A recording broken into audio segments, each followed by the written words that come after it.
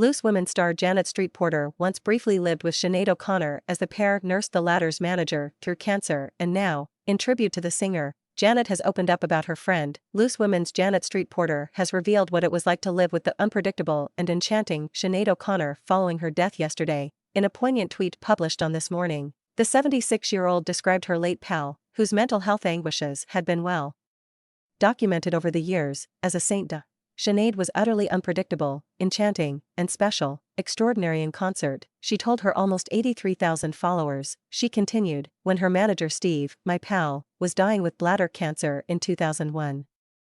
Sinead and I moved into his hotel in Los Angeles for his final days. Janet then sadly concluded, now Saint Sinead's gone, if only she'd been cherished 20. Janet also remembered an article she'd written for The Independent back in 2017 in honor of her friend, after a video surfaced of the troubled star telling the world, my entire life is revolving around not dying, and that's not living.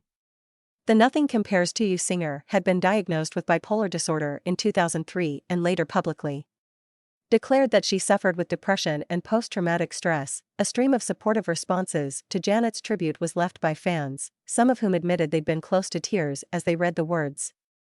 At Messi declared, brilliantly written piece. Opening lines have choked me. Terribly painfully sad. Thank you for these words of clarity and comfort. At Cali 1012 echoed, absolutely.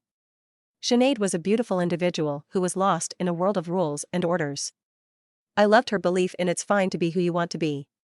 So sad she has gone. Meanwhile, Sinead had previously spoken at length about her manager Steve Fargnoli's struggle with bladder cancer, poignantly revealing that he had always looked out for her on the touring.